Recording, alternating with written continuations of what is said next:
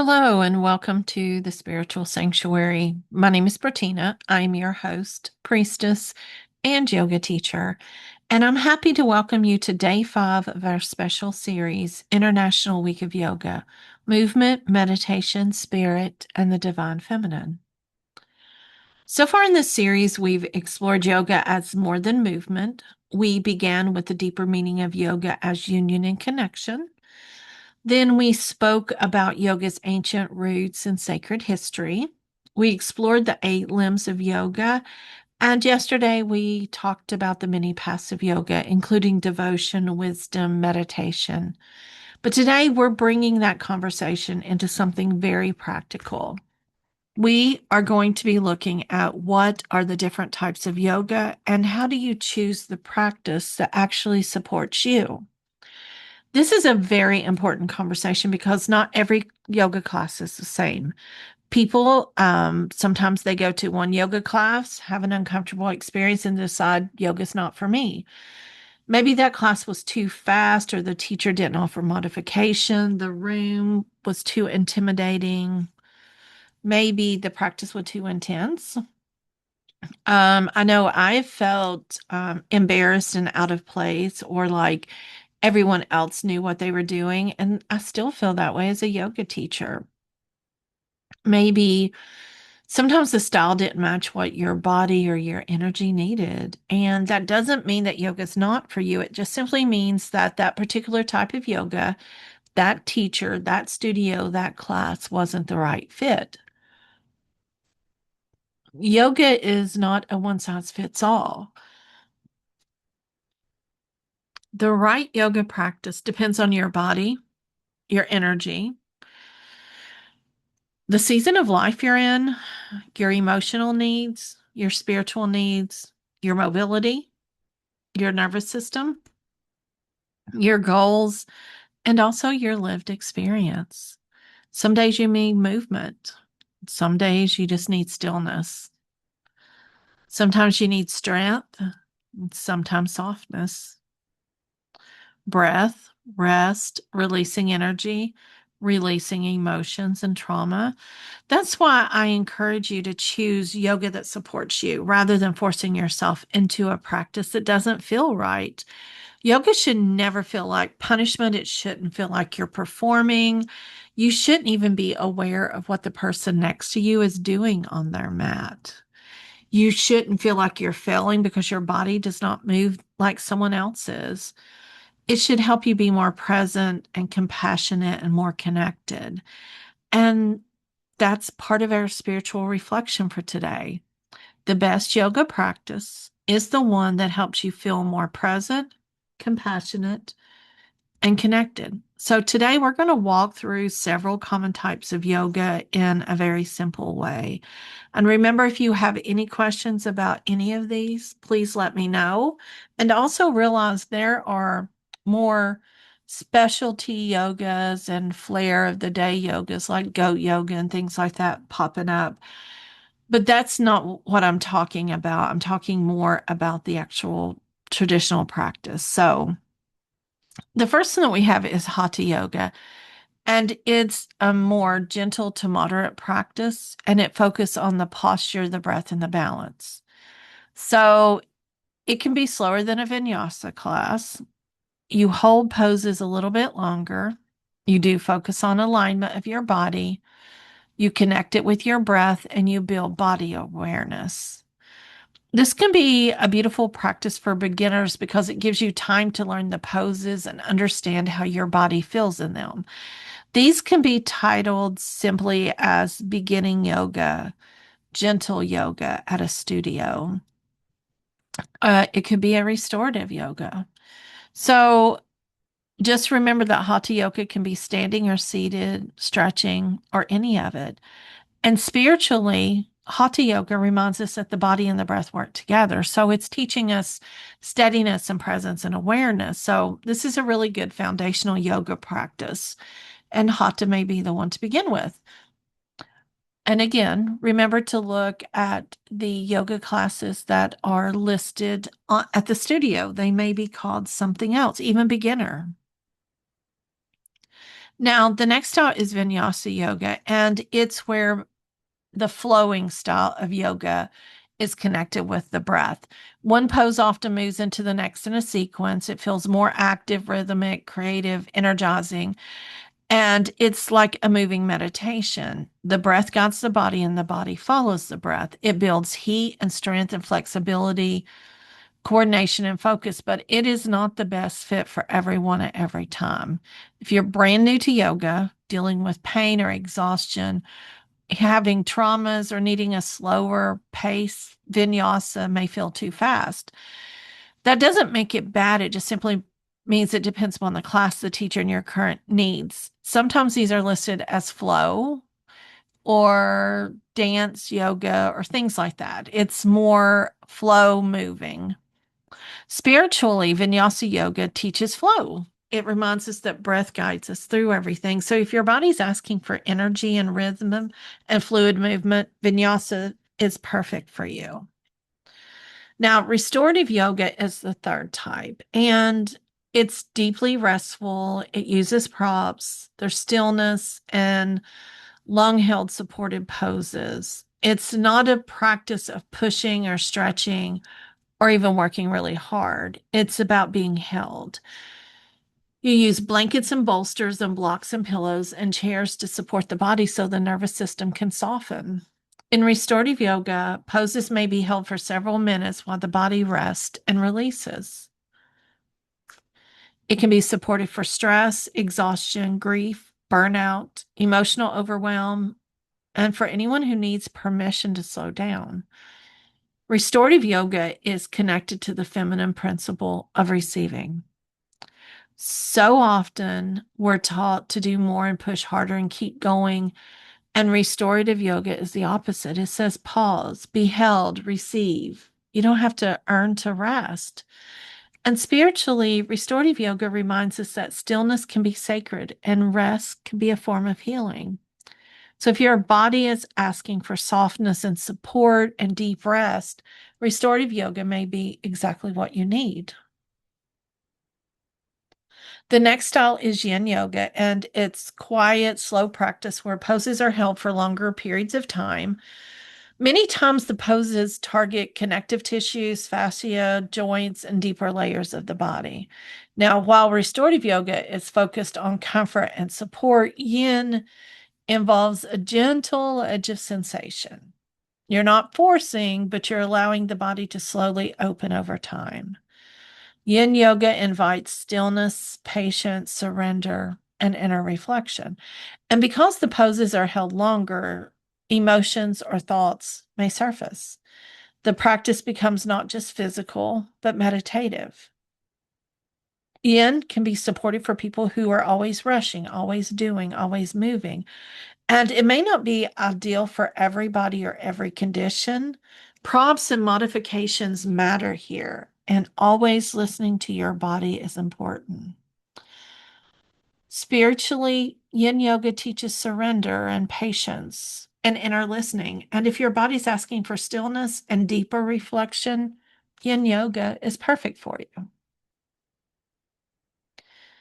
Somatic yoga is the next practice that is really close to my heart. I teach it on Tuesdays on Zoom. It's a really gentle, mindful movement that supports the nervous system regulation. It's body awareness and it's healing. It invites you to feel the body from the inside out instead of like trying to force your body into a shape. You become curious. What do I feel? Where am I holding tension? What happens when I move slowly? What does my nervous system need?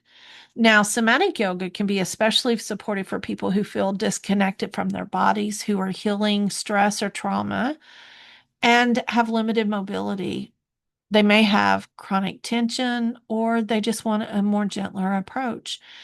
This practice is not about poses and how it looks, it's about how it feels. Movements can be small, slow, gentle, repetitive, and it invites the body to unwind rather than be forced. It teaches safety, awareness, presence, and self compassion. And spiritually, somatic yoga helps us return to the body as sacred. It reminds us that body has wisdom, and when we slow down enough, we can listen. So if your body is asking for gentleness and nervous system support and reconnection, somatic yoga is a beautiful practice for you. The next style is chair yoga. I teach this one as well. I absolutely love chair yoga because it's accessible for everyone. It cannot it can help people with mobility challenges and balance concerns, fatigue, pain, larger bodies, older adults. But you can also do this in the office. You can do this in a hotel room. You can do this when you're traveling. And it includes a lot of seated stretches, gentle twist, breath work, and arm movements. There's standing poses and meditation. So it's a beautiful reminder that yoga does not have to happen on the floor. You do not have to be able to get up and down easily to practice yoga. And you don't have to sit cross-legged. You don't have to do complicated poses. You can just sit in a chair and breathe. It makes yoga more accessible and inclusive. Now, spiritually, chair yoga reminds us that the sacred meets us exactly where we are. And if your body needs support, stability, and accessibility, it's a wonderful option. Now, the next practice is Yoga Nidra. Yesterday, I posted a YouTube video of Yoga Nidra, and it's just called yogic sleep or conscious rest. And it's practiced lying down in a deeply comfortable position while being guided through relaxation, body awareness, breath awareness, intention, and inner exploration. Yoga Nidra is not about movement, it's about entering a state of rest while remaining gently aware. This yogic style helps with stress relief and nervous system restoration and emotional healing. It helps with sleep support and spiritual connection. And for people who feel like they can't meditate, this is a beautiful way because you're guided the entire time. You don't have to sit in silence. You don't have to clear your mind. You just simply receive. Spiritually, Yoga Nidra connects us with surrender and intuition and rest. So if your body and spirit are asking for these, Yoga Nidra may be the perfect style for you. The next practice is Kundalini Yoga. There are different styles of Kundalini Yoga. There is the Yogi Bhajan tradition, and there's the Guru Singh tradition that I'm aware of. It's an energy-based practice that may include breath work, mantra movement, meditation, mudras, and awareness. They all focus on awakening life force energy and expanding consciousness. Now, Kundalini Yoga can be powerful and transformative. There's repeated movements, chanting, breath practices, and meditation, and it's also connected with spiritual awakening, inner fire, intuition, and Shakti energy. Guru Singh's tradition, which I've been trained in, connects with intuition. You make it accessible. If a Kriya or a movement doesn't work for your body, then you modify it. You work with it. It's not as strict as more traditional Kundalini. But for those that are drawn to the divine feminine, Kundalini yoga can feel deeply connected to the sacred life force, the creative energy, and spiritual embodiment. But it can be energetically activating. So it's important to approach this with grounding and discernment because not every nervous system needs strong activation all the time. Some people need gentler, slower, or more stabilizing practices first. And Kundalini yoga reminds us that energy is sacred and that awakening should be held with care. So if your soul's asking for energy and mantra and a deeper awareness, then Kundalini may be perfect for you. The next type is prenatal yoga, and it's a supportive yoga practice designed for pregnancy and birth preparation. It includes gentle movement, breath work, pelvic awareness, relaxation, supported poses, and then practices to help the body and the mind prepare for pregnancy, birth, and motherhood. It's not a regular yoga class with a few modifications. It honors the unique needs of pregnancy and creates a safe and supportive space. It helps pregnant women feel more connected to their bodies and their babies with breath and their wisdom. So, if you are pregnant, it is important to work with a qualified certified teacher and follow the guidance from your healthcare provider. But prenatal yoga reminds us that yoga can support life transition in sacred and embodied ways. The next practice is Aqua yoga. I am certified in that. And even though I am not the best at swimming, Aqua yoga is the most gentle yoga practiced in water. You should not be under the water, but there are times that you may fall. You may be working on balance. And so just realize that the water supports your body and it makes movement feel easier. It's really helpful with joint pain and mobility limitations and balances. It's really good for larger bodies and recoverable, but the buoyancy of water, even though it can reduce pressure on the joints, it does allow the body to explore movement, but there may be times when you're underwater. So you want to make sure that you're only in a 3 or 4 foot pool or water area. Spiritually, Aqua Yoga connects beautifully with the element of water as it teaches flow and softening, emotional healing, and adaptability. So, if your body needs support and gentleness, Aqua Yoga may be nourishing for you. Trauma informed yoga is one of the more newer types of yoga. It emphasizes choice and safety, body autonomy, and it works with nervous system support and also empowerment. Instead of the practice is telling you you have to do it, you're invited. You are allowed to stop, you're allowed to modify, you're allowed to keep your eyes open, you're allowed to choose what's safe and to listen to your body. To me, in my practices, all of my yoga that I teach are trauma informed. I was taught how to recognize that not everyone experiences the body as an easy or safe space. So if you've experienced trauma or stress or grief or disconnection, traditional yoga sometimes can be very, very forceful. So, in all of my yoga classes, I include gentle movement, grounding, breath awareness. I invite people to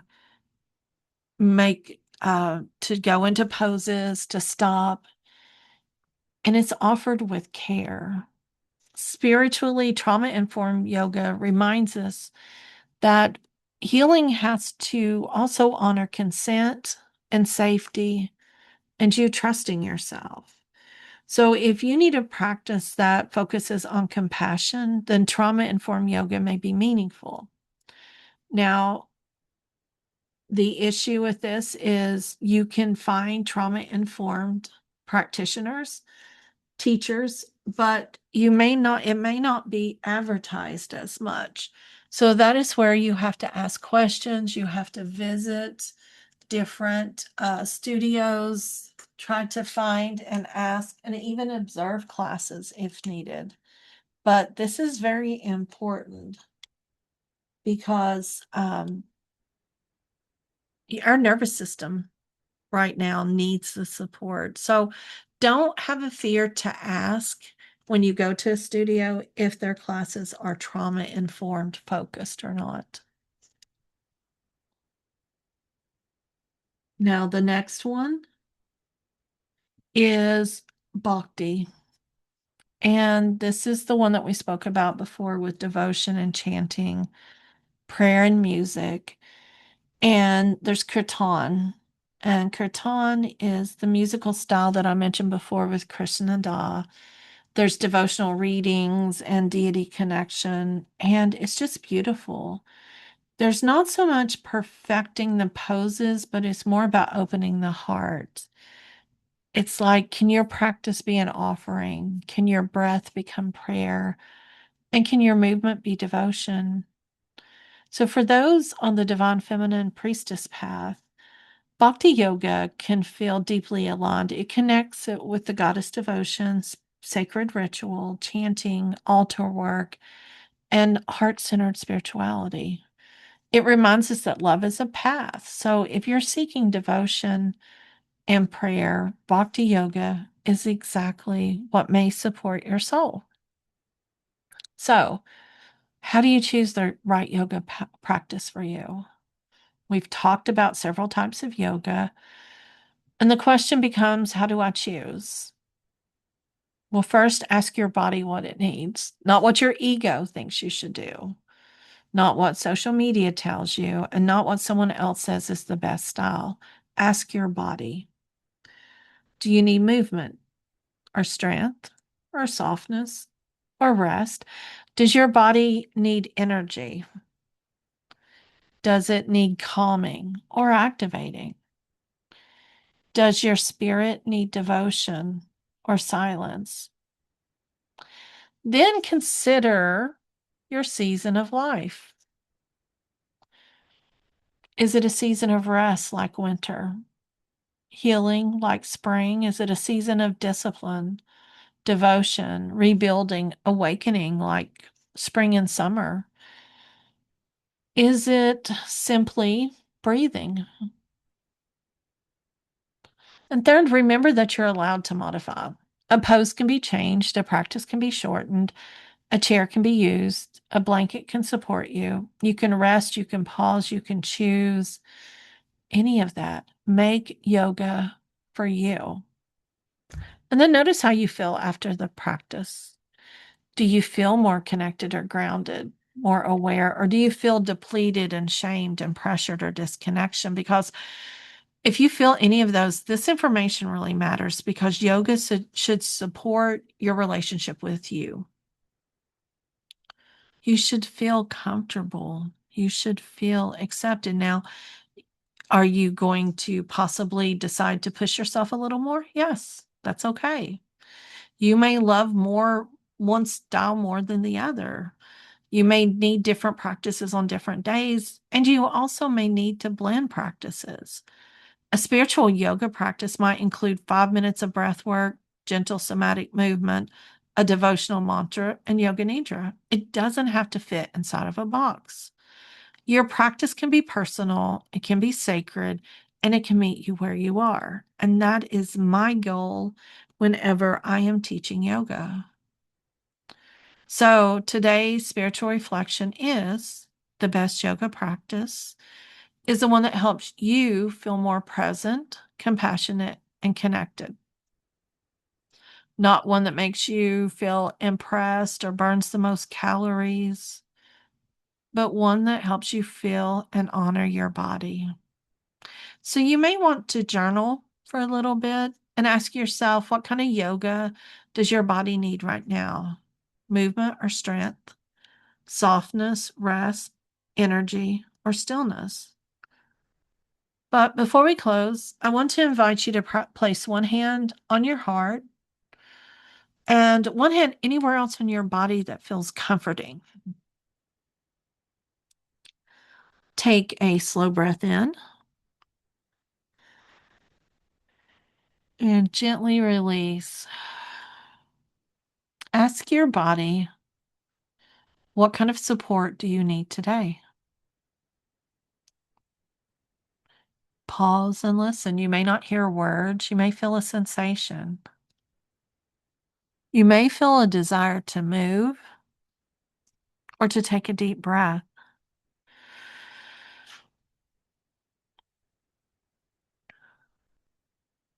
Now, softly repeat, I listen to my body. I choose what supports me. My practice is allowed to meet me where I am. Take one more slow breath. And thank you for joining me for day 5 of the International Week of Yoga. Tomorrow, we're going to explore one of my favorite topics, yoga, the divine feminine, and the priestess path. But until then, may you choose a practice that supports your body, honors your energy, and helps you feel connected to your spirit. Again, as always, if you need anything, please reach out to me on my website at bertena.org, Bertena.org, or email me, bertena@bertena.org. You will have a wonderful night. And if you want to comment below and let me know what practices that you like, please do so. I would love to know. Have a great day.